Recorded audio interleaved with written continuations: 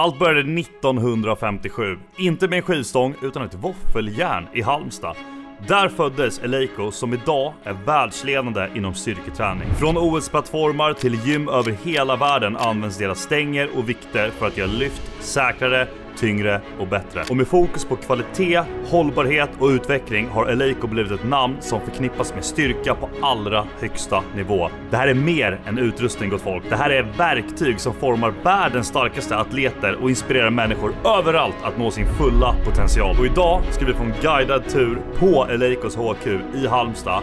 Där kommer vi få reda på mycket, mycket mer. Hur gick de från ett våffeljärn till världens bästa skivstång?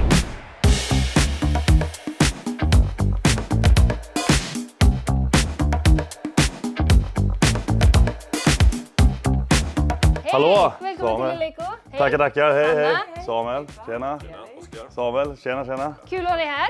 Kul att vara här. Välkommen till Eleikos huvudkontor. Tackar. Jag ser här, här är vi varmt välkomna också, ser jag. Det är ni verkligen. Ja. Absolut. Ja, vad roligt. Här har vi alltså världens bästa skivstång. All right. The world's #1 barbell. De används väl liksom, så som jag fattar det som, i alla typer av tävlingar och allting. Absolut. I världen. Alla typer av kategorier. Ja. Allt från performance till competition och hemmagym. Idag är ju tanken att vi ska gå igenom hela...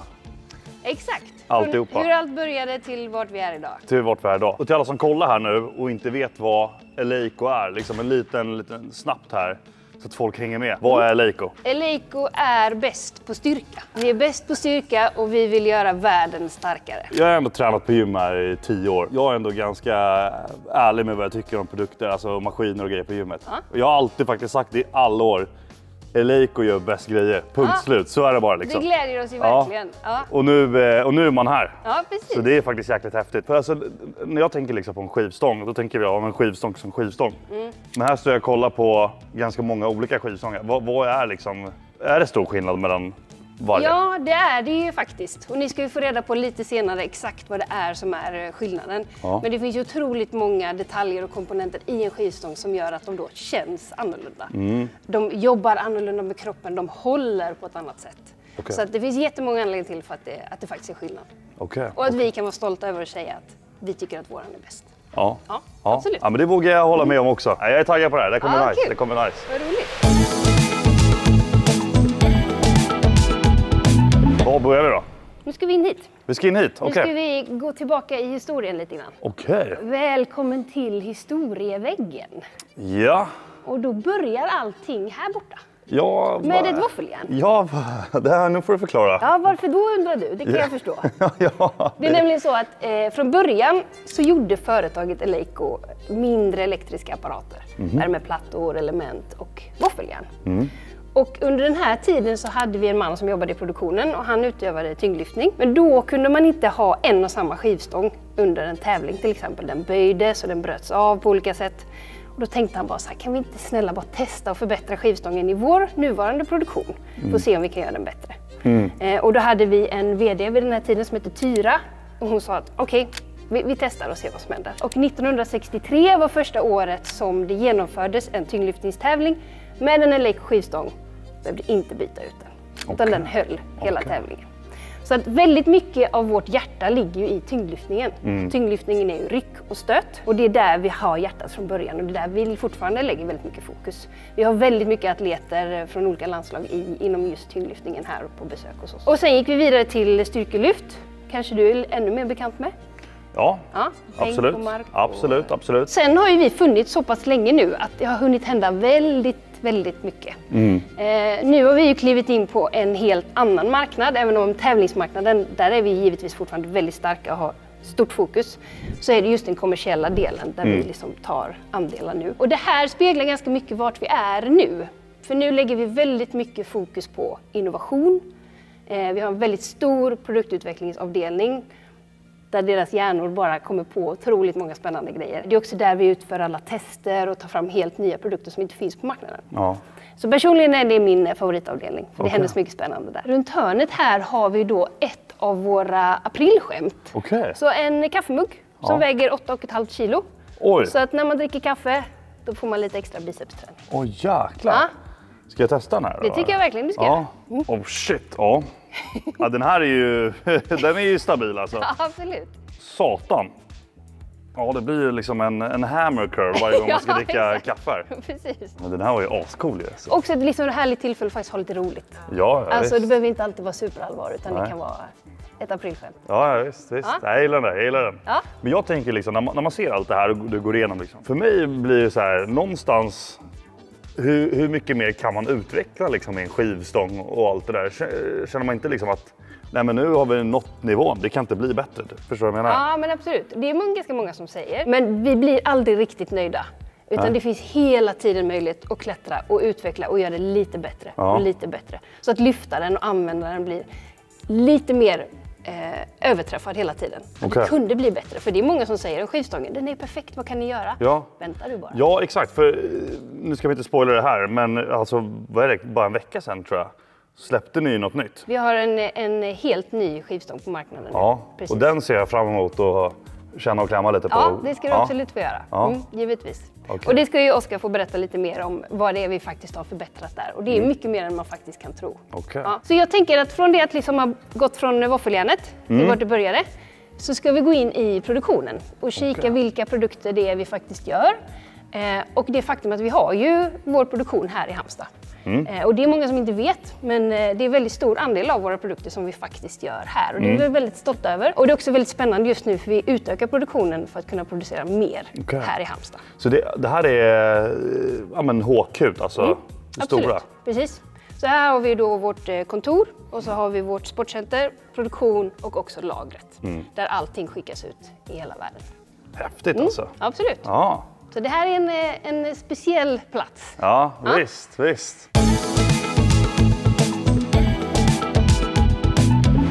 Okej, det är på med västen här nu. Jajamän. Nu är det på riktigt. Nu är det på riktigt. Välkomna in i produktionen. Ja, tackar. Kanske vår vår stoltaste plats. Och vi är också väldigt stolta över att kunna ta in gäster hit och visa vad det är vi gör och hur vi gör det. Vara transparenta och man kan få känna och klämma redan i det här stadiet. Ja. Det är ofta väldigt kul att få se hur börjar det till hur blir det när den färdiga produkten ligger i hyllan. Liksom. Exakt. Det är väldigt spännande nu, för det är väldigt mycket som händer här inne. Många nya maskiner har tillkommit. Ja. Lite robotar som jobbar med hylsan till skivstången till exempel. Så vi försöker verkligen utöka nu och hålla det så mycket som möjligt, så nära som möjligt. Slippa alla mellanhänder för att kunna försäkra oss om att kvaliteten är precis där vi vill ha. Okej, det är bra. Så vi ska helt enkelt vandra runt här station för station och se lite hur vi gör vissa av grejerna. Ja. Så vi kan börja här borta. Här har vi en av våra 2 hantlar som vi gör här i produktionen. Och den kallas Plate Dumbbell. Av den enkla anledningen att den är gjord av viktskivor. Och den är gjord av vår produktutvecklare Stefan Berg. Och den här kom till av en lite rolig anledning. Det var nämligen så att någon hade beställt lite för många gummiskivor. En nolla för mycket gjorde att vi hade otroligt många skivor. Vi hade också en väldigt hög efterfrågan på väldigt tunga hantlar. För det var rugbymästerskap i England nämligen. Okay. Och då kom vi på att vi gör en hantel av de här skivorna. Så gummiskivor sattes ihop. Så här. Tillsammans med ett skaft och ett handtag. Och svetsades sedan ihop. Så att de här komponenterna är svetsade. Ja. Och ganska snabbt, när vi väl hade fått fram de här väldigt tunga hantlarna, så insåg vi att det blir väldigt stora hantlar. Det är lite svårt att hantera. Ja. Så vi lägger till en stålskiva emellan. Istället, så här. Ja, men nu känner jag igen dem. Nu känner du igen dem? De här finns ju på Nordic där jag tränar. Ja, men perfekt. Ja. Är du bekant? Det är ju favorithantlarna man ska ha. Ja, det är så. Jag gillar de här. Ja, men de är kanon verkligen. Ja. Och jag vill väl påstå att en av fördelarna med den här hanteln är ju greppet. Ja, gud ja. Du har ju ett roterande grepp som gör att det är skonsamt mot handleden, men du hittar ditt grepp och sen har du det där. Du behöver inte lyfta runt en tung hantel och göra redo, utan du kan börja pressa direkt. Och då har vi ju då lättring på den här. Så olika typer av komponenter. Det kan vara ett handtag till en bänk, det kan vara en knopp, det kan vara en skivstång eller ett handtag till en hantel. Har ju då lättring, alltså ett grepp. Ja. Och det här greppet är ju då inspirerat av våffeljärnet. För våffeljärnet har ju de här typiska topparna i sitt mönster. Ja. Och det är alltså samma typ av mönster i lättringen. Som ett våffeljärn? Som ett våffeljärn. Så där kommer kopplingen tillbaka till våffeljärn. Det gillar jag, det är kul. Så våffeljärnet är liksom heligt på flera olika anledningar. Finns det såna här grepp på vissa hantlar som är liksom ännu grövre så att säga? Lättringen är lite mjukare på hantlarna för att helt enkelt ska passa alla. Ja. Medan du kan välja olika typer av lättring på skivstången. Ja, okej. Så det finns ju olika typer av aggressivitet i greppet beroende på vad du ska göra med. Ja, men precis. Exakt. För det är det jag känt på vissa skivstångar. Att vissa är ju väldigt, alltså vad ska man säga, lenare eller vad man säger. Och vissa är mycket grövre. Så ska du köra 30 repetitioner av någonting, då vill du ha en lite mjukare lättring. Men ska du ha ett tungt marklyft, då vill du nästan att stången ska fastna i handen. Ja, exakt. Så händerna går sönder nästan. Absolut, nästan alltså. Ja. Så det här var plate dumbbell. Och sen tänker jag att vi ska gå runt hörnet här borta.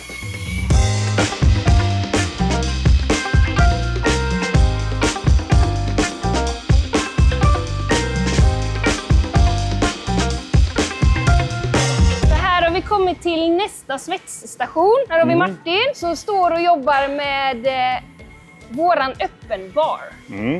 Känner du till den? Ja, men sån här jag tränar med. Ja. Bra. Gillar du den? Alltså det är inte min typ av pryl. Alltså jag har kört den kanske 4-5 gånger. Ja, du har hållit i den och känt Ja, visst. Det kallades från början öppen deadlift bar. Eftersom den är liksom verkligen optimal för marklyft. Ja, det är det jag har kört med. Kliver ju in i, kliver in i skivstången. Men ganska så snart så insåg vi att du kan ha den till så mycket mer. Du kan göra carries, du kan göra rows, du kan göra pressar. Ja. Så det är verkligen multifunktionell skivstång. Ja, men verkligen. Men här svetsas den då samman. Och då hamnar den först i roboten. Spenderar ungefär 7 minuter där. Och sen landar den hos Martin för final touches. Okej. För det är svårt att låta liksom en robot i dagsläget göra allt. Vi måste ha de mänskliga händerna. Så då alltså roboten skannar av den liksom, känner av att shit, där saknas det lite. Ja, ungefär så. Ja, precis. Och gör liksom grovsvetsjobbet så att säga. Men sen vill vi heller aldrig komma ifrån liksom den mänskliga hanteringen. Nej. Så därför vill vi att den landar hos Martin sen för att verkligen se så att roboten har gjort sitt jobb exakt som vi vill. Ja, visst. Ja, precis. Efter det så skickas den iväg för att sätta ytan på den. Och nu gör vi ungefär 50 stycken i veckan av den här skivstången. Men svetsen här gör ju återigen då, försöker samla så mycket som möjligt här. Vi gör liksom våra squats rack och delar till cables och liknande. Så att roboten och Martin har fullt upp. Okej. Fan vad coolt alltså. Och här är väl vårt mest hemliga område då. Här får vi verkligen inte kliva in. Nej. Här ser ni tydligt att här det är no-go. Där innan var det också inga fotograferingar. Nej. Men vi kliver in ändå och filmar. Men det är unikt. Ja, men här är det igen.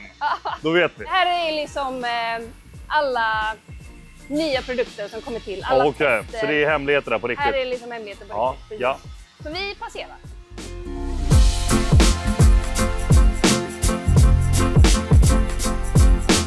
Då har vi kommit till min absoluta favoritdel. Okej. Nu ska vi prata skivstång. Ja. Och vi är ju otroligt stolta över skivstången. Men också det faktum att den är gjord här från början till slut. Okej. Och det första som händer det är att från Hofors i Mellansverige får vi 6 meter långa skaft till skivstängerna. Och de här skaften hamnar i kapen och ska helt enkelt kapas till rätt längder. Så det är det som har hänt här. Och här är det ju otroligt tajt precision på hur vi gör varje del av skapandet av skivstången. Du kan ju inte bara kapa skaftet utan det är så otroligt tajta marginaler. Okej. Och det som är väldigt, väldigt speciellt med den här skivstången, förutom att den faktiskt är gjord här, det är ju det svenska stålet. Och Sverige har ju en väldigt lång historia av specialiserat stål. Just. Så receptet på stål i den här skivstången är ett recept som bara vi på Eleiko kan använda oss av. Så vi kan inte hitta det här stålet någon annanstans.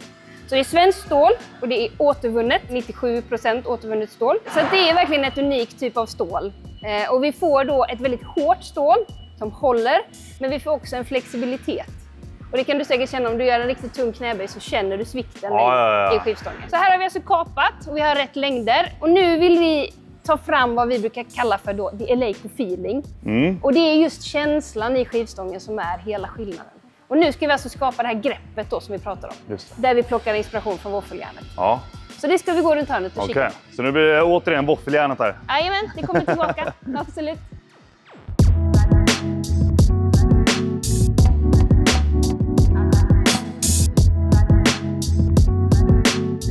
Så alla blå containrar som du ser är utspridda överallt är ju det som blir över då när man svarvar och svetsar och liknande. Så det samlar vi ihop och skickar iväg och använder igen. Okej. Så att ingenting går till waste. kanske lite på håll kika in där. För där pågår det ett dropptest av viktskivor. Ja, det ser jag.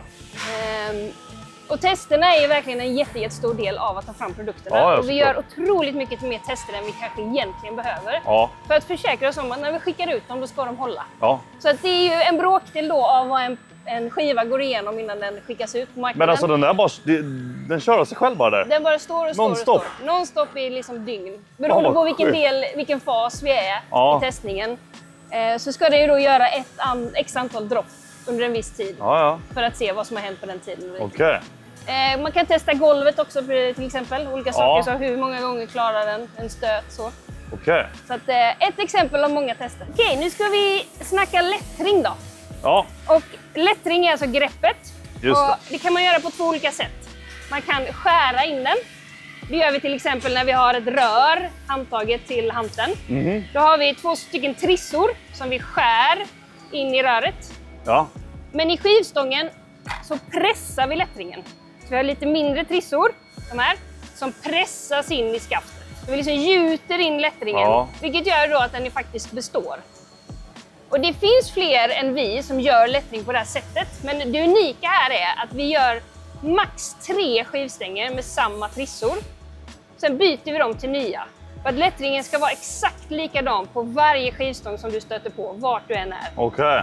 Och gör du till exempel 100 skivstänger med ett par trissor, då blir ju lättringen inte likadan på första som på sista. Och vi har ju vårt hårdaste stål, det är ju det rostfria som du har i en styrkelyftstång. Då gör vi en stång på ett par trissor och sen byter. Och det här är ju givetvis en stor kostnad för oss, men det är också helt skillnad i kvalitet. Okej. Så här är liksom magin i de här 2. Alltså det är helt sjukt vilken process det är, för att det är så mycket grejer som jag inte tänker på. Jag bara, det är en stång. Ja, visst. Alltså, hur mycket kan man göra med det? Ja, det där kan jag tänka mig. Så där tänker väl 99% av folket. Det är en stång. Ja, men absolut. Men det är ju så mycket steg till att det ska bli en sån bra stång. Ja. Och det är därför det är roligt också att få visa alla de här stegen så man förstår varför den känns som den gör till exempel. Så att det är viktigt att få visa. I den här maskinen gör vi då skivstängerna, så ni ser skaftet ligger där. Och då ser det ut så här inuti. Så här har vi trisserna som jag pratade om. Just det. Och här ligger då skaftet som vi precis har kapat. Och så pressas de här in i stålet. Exakt. Och då tar det ungefär 15 minuter för att lättringen ska bli helt komplett på hela skivstången. Så det tar alltså en kvart per stång alltså? Absolut. Okej. Bara för lättringen då.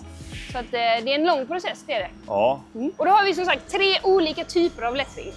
Vi har den mest aggressiva när du vill göra tungt marklyft. 1,5 och sen ner till 1,2 och 1,0.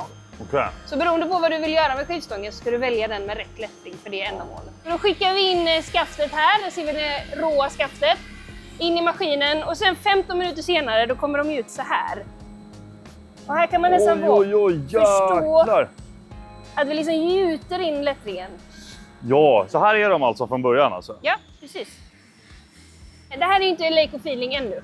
Nej. Men det är ju det här som händer när vi faktiskt gjuter in lättringen, att vi förstör ju stålet för att trycka in lättringen. Men det är ju också därför den består. Den kommer inte förändras. Utan den är likadan. Så vi behöver helt enkelt bara borsta av dem rejält, men det är en hård borste för att få bort alla de här små partiklarna. Och sen landar den här. Okej, då blir det då Made in Sweden, Eleiko och datumet.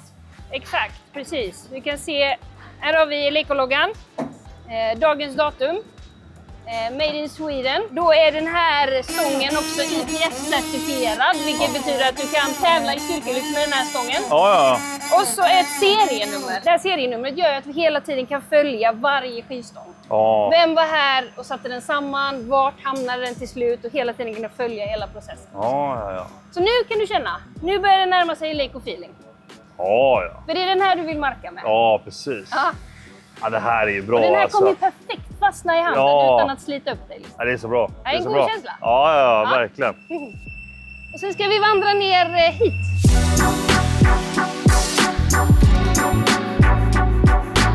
Okej. Då har vi alltså kapat, vi har lättrat. Och sen kommer vi till hylsan. För du ska inte bara välja rätt stång med rätt lättring för det du ska göra. Utan det finns även en differens i hylsan. Så beroende på vilken skivstång du har så har du olika rotation på skivorna. Så ska du göra en tung bänkpress då vill du inte att dina skivor ska snurra. Nej. Men ska du göra en frivändning från golvet då vill du ha lite mer rotation. Ja. Och då har vi olika komponenter inuti hylsan som gör att antingen stannar rotationen av snabbare som i en styrkelyftstång eller så pågår rotationen längre som i en tyngdlyftningsstång. Så här sätter vi alltså samman alla komponenter till hylsan. Det här måste ju vara ett handjobb. Eller? Ja, absolut. Det här går inte att göra med en maskin. Nej, så är det. Och även om vi har väldigt många automatiserade maskiner överallt så är det ju alltid en person vid varje station. Dels för att kontrollera det maskinen har gjort eller som här då en faktisk handpåläggning där vi bokstavligt talat matar in komponenter i hylsan. Då liksom. Ja, så absolut. Det är ett hantverk vill jag påstå. Ja, det märker man nu när man har gått runt här. Det är personer överallt som ser till så att det verkligen blir bra. Precis. Så jag tänker att innan vi går till vår finalplats så ska vi kika lite grann på den här hanteln här borta. Okej. Här har vi Micke som idag står vid vår Evo-hantel. Men innan vi pratar om den så vet jag att du har en fråga. Ja, är det okej om han tar något? Ja, absolut. Absolut. Kul, det är klart de ska ha. Det är klart jag löser det.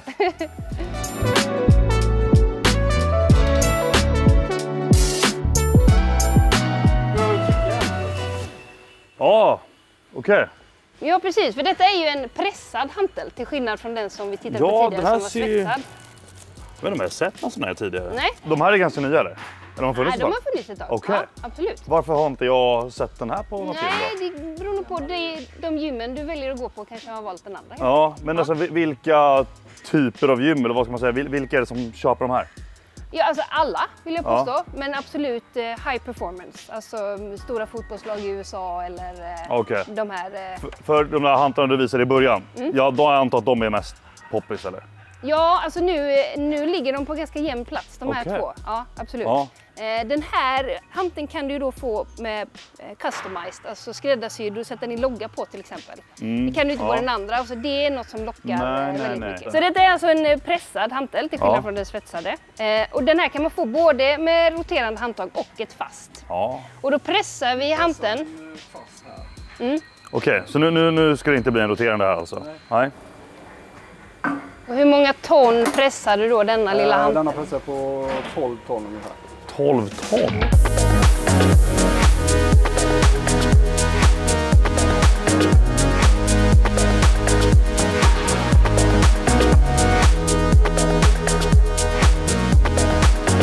Så Evo heter den för att vi tänkte evolution. Vi ville liksom göra världens bästa hantel. Och det är Camilla Skog som har gjort den, vår produktutvecklare här på plats. Och det var en väldigt stor grej på internet när den kom. För vi var lite kaxiga och sa att det här är världens bästa hantel, den kan inte gå sönder. Så det var många ute i världen som försökte ha sönder den, men det blev bra marknadsföring till slut för att det var ingen som riktigt kunde. Så den här kan hantera väldigt, väldigt mycket. Och det är mycket på grund av då att den är pressad med de här oerhört stora mängden ton. Och sen skruv eller bult för extra säkerhet på slutet. Så att den här skulle du absolut använda ut i sportcenter sen. Och då finns det både fasta och roterande. För att du ska känna skillnaden. Och det här har vi faktiskt patent på rotationen, för rotationen sitter i hantelhuvudet. Vilket gör att det blir väldigt, väldigt liksom, len rotation, mjuk och följsam. Liksom. Så det får du känna sen. Vilken är din favorithantel? Den här förra du visade eller den här? Nej, men det är absolut den här. 100%. Här ska ju alltså skivstången komma till liv nu då. Vi har vårt skaft, vi har våra hylsor och detta ska nu då sättas ihop. Och skickas ut i världen. Det var en fågel som viskade i mitt öra att det finns en liten överraskning. En överraskning. Det tycker vi om. Hallå gänget! Tjena! Vad är det vi ska göra här? Vi har ju tänkt att du ska få montera en stång till dig själv. Din egen stång. Fan, Så det gäller ju att du gör rätt så att du faktiskt kan använda den rätt sen också. Så den lirar som den ska. Vi har ett proffs med oss, Kalle, som ska guida dig, hjälpa dig, vara din mentor. Hallå. Du ser ut som ett proffs. Han är ett proffs. De sa att de behövde honom med radioansiktet. Så det vi har här är ju en styrkelyft tävlingsstång. Kanske den roligaste stången. Ja, det är så. Jag har ju en performance bar idag. Vad är skillnaden där? Skillnaden är främst att den här har lite grövre grepp, tjockare grepp. och vassare lättring. Så det är lite rivigare grepp, håller i det bättre om du ska köra några få tunga lyft. Och i och med att den är tjockare så blir den lite stummare också, så den böjs inte lika lätt. Nej. Och det är inga rätt eller fel, det är bara olika användningsområden. Ja, det är så snyggt. alltså det måste vara på pricken verkligen. Det ska vara... Vi har en differens från -0 men plus 20 gram. Så på en stång som väger 20 gram, eller 20 kilo, så är det 20 gram plus den får väga. Okej. Vi försöker hålla oss så nära 20 kilo som möjligt. Men den får aldrig vara under 20? Aldrig för lätt, för att om du slår ett världsrekord med en stång och så väger den, så är den för lätt. Då är det ingen världsrekord. Nej men precis. Så 20 000 är det man vill ha, blankt. Ja, och det var det där. Det var det. Ibland ser man ju i vissa skivstångar att de är 15 kilo. Jajamän. Det är ju damstänger, lite förlegat som det heter, men som används i tyngdlyftningen. Dam- och herrstänger då. Av naturliga orsaker med olika stora händer. Så skulle det vara rättvist. Ja, exakt, för de är ju väldigt, vad säger man, smalare i greppet. Så det är 25 mm istället för 28 i diameter. Alltså det har hänt några gånger på gymmet ibland att jag råkat ta en 15 kilo stång. Lasta på lite vikt och vad fan vad lätt det var, fan starkare då typ. Och så bara, det ser man det gula märket där, vad fan, det är 15. Det är ändå så här 5 kilo skillnad bara, men det blir typ, alltså ändå. Absolut. Man känner skillnad. Det kan vara mycket lättare att hålla i den ibland om den är tunn. Det blir inte lika trött i greppet. Nej, exakt. Jag kan göra det enkla. Det är enkla. Ja. Det här är donuten, där står det då 20 kilo, IPF och vad det är för någonting. Competition, Så det här är en tävlingsstång som du får. Okej. Så kan du känna i... Här känner du där nu, det här. Man känner att det är tävling här alltså. Ja, det kan inte stå det. Ja, verkligen. Det är 29 mm grepp där. Så att du känner en jätteskillnad bara på 28-29. Ja. Okej. Nu vet jag inte hur mycket vi ska... Oskar, får vi filma det här? Eller absolut. Nej, kör på. Det här är... Vi bara kör en stor censurruta. Ja, men exakt. Så låter det bara... När du pratar så blir det bara...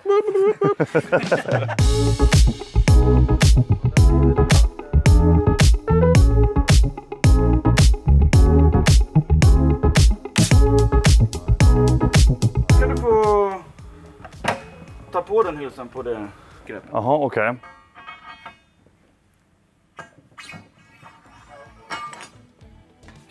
Något i den sidan. Mycket bra. Ja. Det har du gjort förut. Nej, det har jag faktiskt inte. Blir det här den bästa stången vi någonsin har monterat? Tror du det?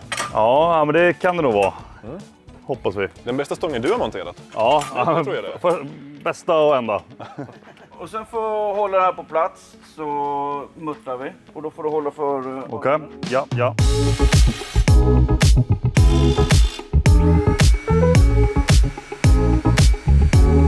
Då känner vi att det känns bra.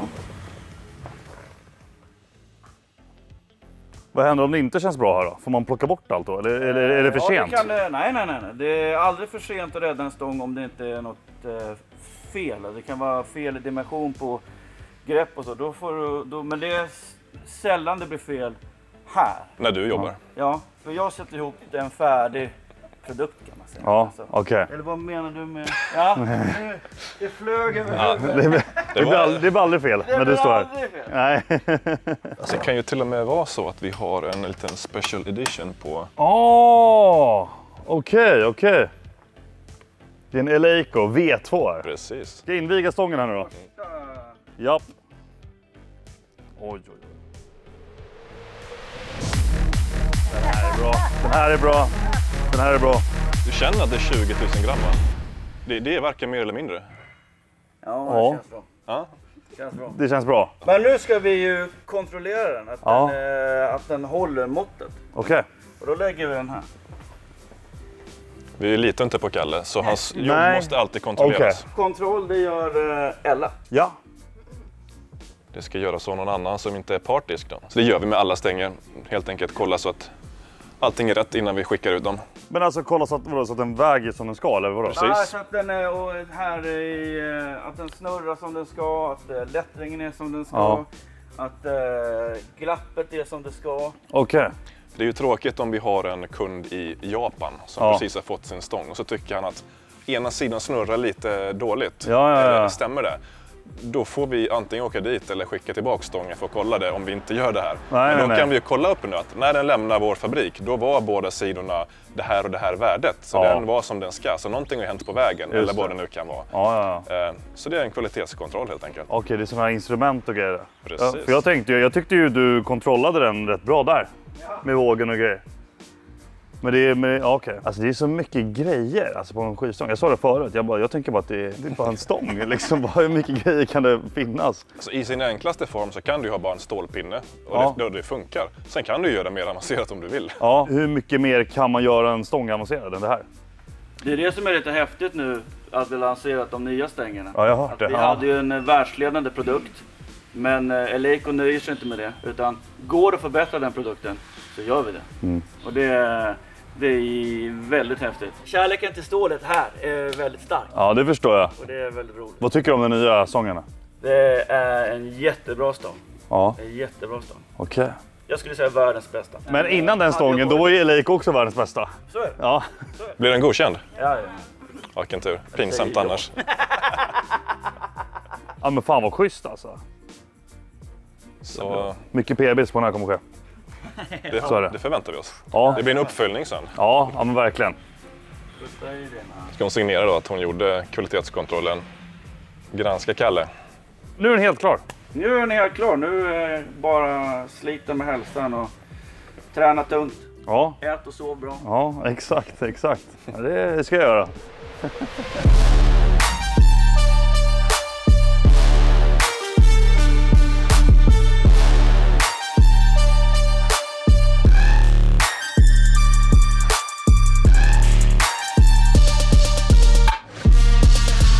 Hallå Ellar! Jäklar. Välkomna! Satan. Vilken timing! Första våfflan går i. Okej. Ja, första är ju den bästa, det vet Ni snackar om dem förstår jag. OG våffeljärnen. Det har vi gjort. såklart. Nu kommer den till dig här. Det här är okej. Från, vad kan det vara, 20-30-tal. Svårt att bedöma Är exakt. den så gammal den här? Ja. Alltså, den är... Så den är ju cirka 100 år gammal. 100 år gammalt våffeljärn där, som fortfarande funkar. Aldrig diskad. Ja. Ja, men alltså vadå, den här lär ju ha blivit renoverad eller? Nej, den är ju... Det är Eleiko så det håller. Ja. Det är faktiskt rätt bra. Brukar ni ha någon sån här våffeldag? Alltså okej, jag antar den riktiga våffeldagen, då kör ni på riktigt? Nu kör vi på riktigt. Ja. Absolut. Det är liksom nästan så vi borde vara lediga. Ja, exakt. Ja. Det lär ju vara Eleikos heliga dag. Ja, men det är verkligen. Det är 1 april. Och här är gymmet alltså? Ja, den detaljen också glömde vi ju nämna. Ja. Yes, så här kan man leka. Ja, alltså jävla häftigt. Både showroom för att visa produkter såklart, men också personalgym för oss. Ja. Och så lite träningsläger och sånt som hålls här. Vi har haft lite tävlingar och sånt också. Ja. Vad ska du köra idag? Idag blir det... Jag vill känna lite här. Vart har vi inte träningsvärk här då? Nej, men det blir lite armar då. Nice. Våfflor, alltså det käkar jag inte ofta ska jag väl säga. Nej, Men det är väldigt trevligt. ja, det är verkligen det. Ja, så det är då... Jag kommer käka en våffla som är gjort i ett järn som är 100 år gammalt. Det är ändå bucket list på den. Det är det. Så får du reflektera över att mönstret på våfflan där nu är nästan identiskt med det på stången. Ja. Just det. Ja, just det, så var det. Lite mjukare på våfflan. Ja, Annars väldigt likt. nästan där nivå. Ja.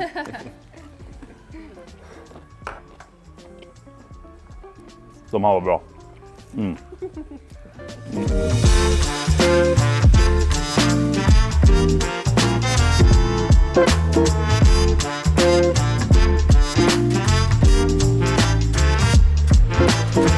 Okej, nu står vi igen här vid stängerna och vi har fått lära oss en hel del om det idag. Men jag känner att det finns ändå, hur många olika finns det här? 12 olika va? Eller? Ja, 8 modeller, 12 stänger. Ja, vad är liksom skillnaden på allting? För ni har ju släppt den nu, idag är det fredag, den i tisdags va? Eller? Jajamän.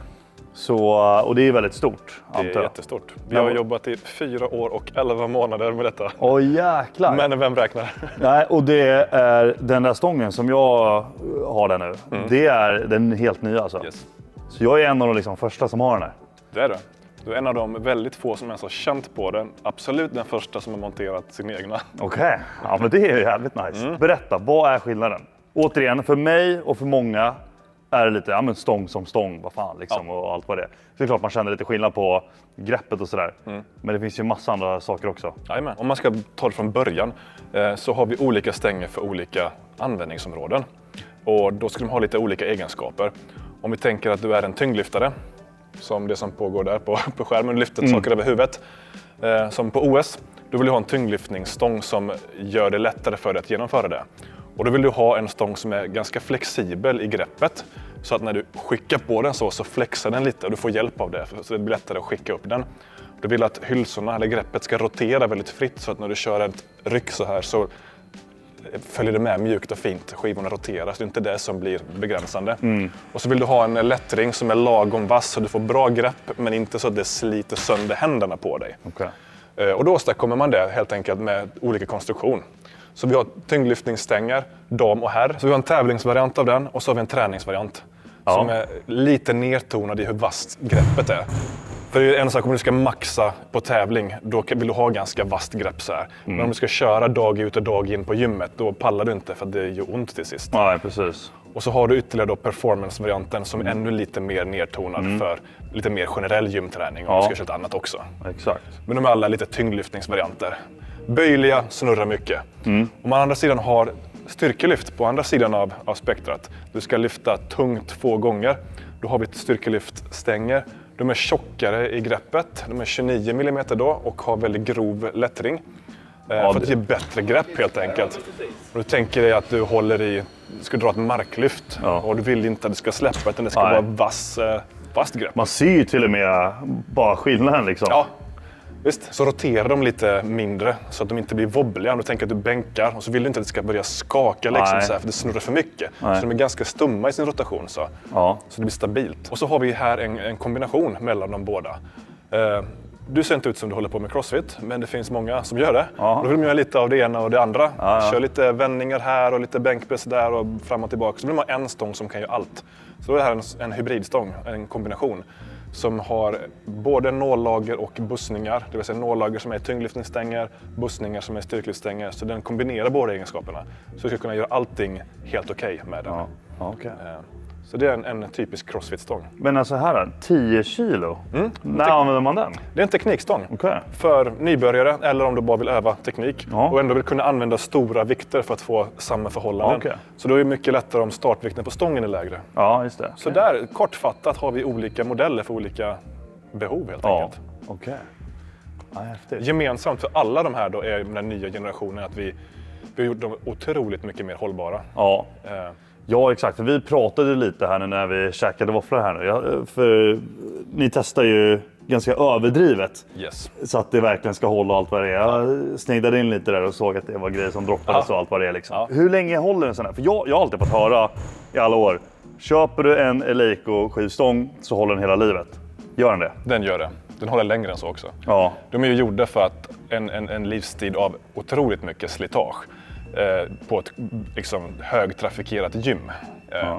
Så vi har det sättet vi mäter dem på. Vi utsätter dem för olika typer av påfrestning. Elaka tester för att ta höjd verkligen. Och då har vi ju gått från att en stång håller ett par 100 000 dropp från över huvudet ner i ett trägolv.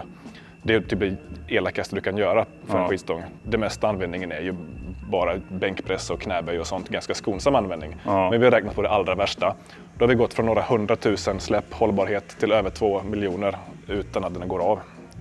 Vi vet inte exakt var gränsen går, men vi är redan så pass långt över en mänsklig livslängd så att det spelar ingen större roll. Alltså det är helt sjukt. Alltså då är det alltså, tänker när du bänkpressar och grejer, det räknas inte med i det här testet. Eller, alltså, och kanske om du markar med massa vikt så blir vikten fler, utan det här är, som du säger, det elakaste testet. Över 2 miljoner gånger. Och det händer fortfarande liksom, den lever fortfarande som den ska. Det är helt sjukt. Det här kan ju gå liksom i generationer. Precis. Så någon kanske får ärva din stång. Men det kommer någon absolut få göra. Fan vad häftigt alltså. Alltså de här, alltså, vad är skillnaden liksom, varför den här har en tjockare liten prylar? Då är det en inbyggd grej hur vi har löst det här med att de ska hålla så länge.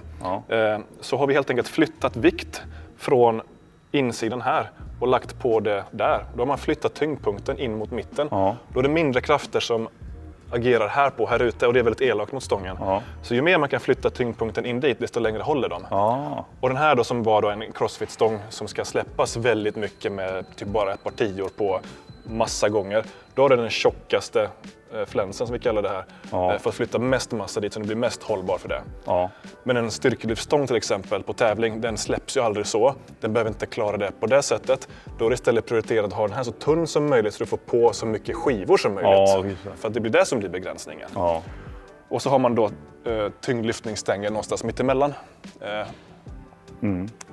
Okej. Eller ligger på lite lastat grejer liksom? Ja, det är ett 190 kilos viktset. Det är bara att ta i ifall du vill. 190 i pannor? Ja. Bryter nog ryggen. Här är ett sånt trägolv som vi släpper det på från över huvudet. Det är massiv ek så det här är riktigt taskigt mot både stång och vikter. Alltså shit.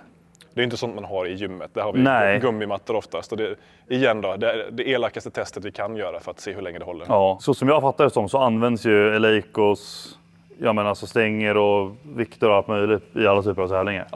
Ja. Det är över 1000 världsrekord är satta med Eleiko-grejer. Ja, det är så. Det blir lite häftigt. Har någon av de här som har tagit de här världsrekorden varit här och kört? Ja. Vi hade ju faktiskt VM i styrkelyft här 2021. Efter pandemin så blev alla tävlingar inställda och ingen ville arrangera och det var kaos. Ja. Så då tänkte vi att vi kör här. Och så körde vi minimalt med publik och liksom bara fokuserade på att hålla tävlingen. Så den var där inne i sportcentret. Byggde vi upp scen och allting. Så det är ju massa folk som har satt världsrekord här i de här väggarna. Fan vad häftigt alltså. Jäklar. Så det var kul. Ja, och här har vi någon halvbänk eller? Ja, den är kapad bara för att få plats. Det är den här parabänken. Ja, just det. Som du ser, de blir fastspända på den. Alltså hur mycket vikt är det här? Det här blir väl en 240 kilo någonting med allting. Stången böjs ju typ nästan va? Ja. Eller den ser ut att göra det va? Jo, det kanske den gör. Den flexar. Ja, den flexar. Den kommer ju återgå till normalt efter. Men det sjuka är ju de här som kör parabänkpress. Ja. De tar ju över 300 kilo i bänk. Det är fan sjukt. Det är alltså typ dubbelt så mycket som jag tar. Mer än dubbelt. Alright Loppa, nu tänkte jag köra ett träningspass här på Eleikos gym. Vi kör ett armar idag, det blir lite bickor och trickor. Ja, testa lite och se om vi har någon pump. Alltså det här blir ju, det är ändå klockan 11 nu. Vi var här vid 8 på morgonen, så det är hyfsat tidigt pass liksom. Men vi har lite våfflor i kaggen, det är nice. Så jag tänker att vi börjar med lite triceps. Det kan ju vara schysst. Eleiko. Och där uppe är det också. Just det. Okej. Lite trickor. Lite bics. Kör vi. Motherfucker, I've been mortified, 45, feeling like a Mordecai. I ain't regular, feel like Jordan wearing 45. Traumatized, victimized, seen some of my niggas die. Knock you off a base with a bat when them niggas slide. Homicide, genocide, televised, emphasize, perpetuating war. Tell that nigga he gon' pick a side. Hood ties from hood lines, now niggas doing dope lines. I'm running to the cops, that's a bitch, nigga exercise. Måste jag ändå testa den här bad boyen på 60 kg. Så jag vet inte vad vi ska hantelrodda den, vad vi ska göra. Ska vi inte bicepsköra då? Okej. Det är ingen hissig hantel. Men de gör ju upp till 100 kilo till den här. Det är ändå jävligt mycket. Alltså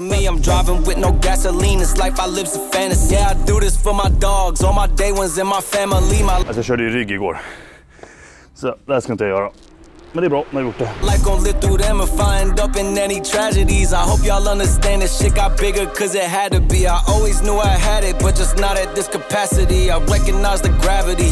Closer to the summit, stacking chips and counting nuggets. I've been stunting, baby, cause I'm dropping buckets. Hey, yeah, like it's nothing. Hey, in the kitchen chopping onions. Hey, tears falling down, underdog is finally overcoming.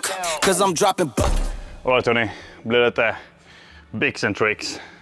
Känna av gymmet lite, känna hantlarna, känna stängerna.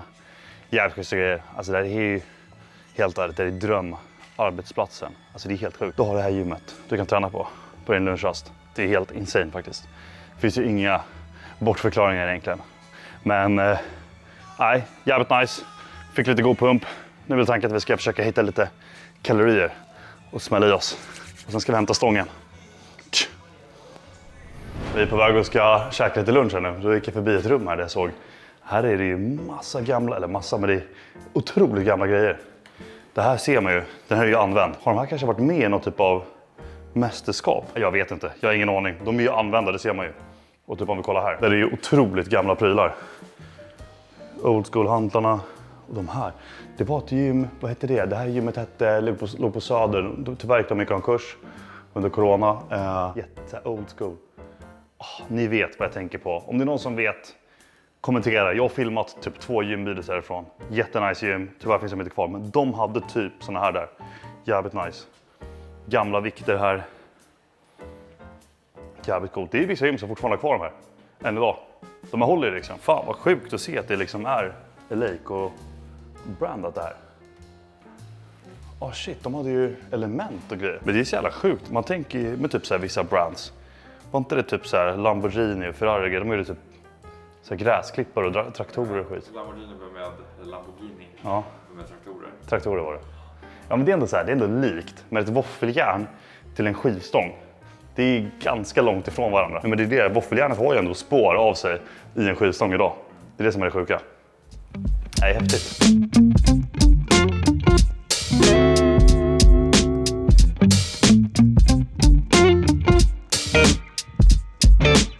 Fan vad schysst.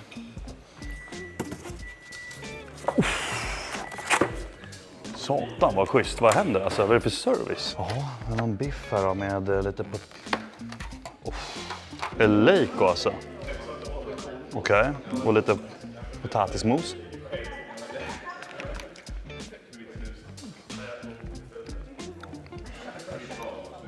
Det är bra. Den där posen har jag haft många gånger. Eller? Ja, det är inte det. Det är gött liksom. Det är inte alla som löser det. Okej, men här har vi den alltså. Här är stången. Här är stången. Ja. Inplastad och klar. Värdet är inte det bästa. Nej. Ja, den är ju västkustsäkrad nu. Var är bilen? Ja, den står precis utanför. Så vi lär kunna gå ut här. Får vi se om den här går in då. Det borde... Ja, fan. Ja, lägger den mellan framsätena så... Ja, precis. Man kör den här skidgrejen där emellan. Ja, precis. Stort tack för att ni kollade på den här videon. Hoppas ni tyckte det var intressant. Jag tyckte i alla fall det var otroligt lärorikt och intressant. Jag har lärt mig väldigt, väldigt mycket nytt. Och självklart ett stort tack till Eleiko för att jag fick komma förbi, filma och att de gick igenom hela fabriken och allting skapas. Det var otroligt intressant att lära sig det här. Ni får jättegärna tumma upp det här klippet om ni tyckte det var nice helt enkelt. Och prenumerera jättegärna på kanalen också om ni inte redan gör det. Och sen kan ni även kanske kommentera någonting om ni vet något annat företag eller en fabrik som gör något intressant som jag kanske borde dra och besöka och filma. Så med det sagt, gott folk, ta hand om er så hörs vi och ses i nästa video. Hej hej!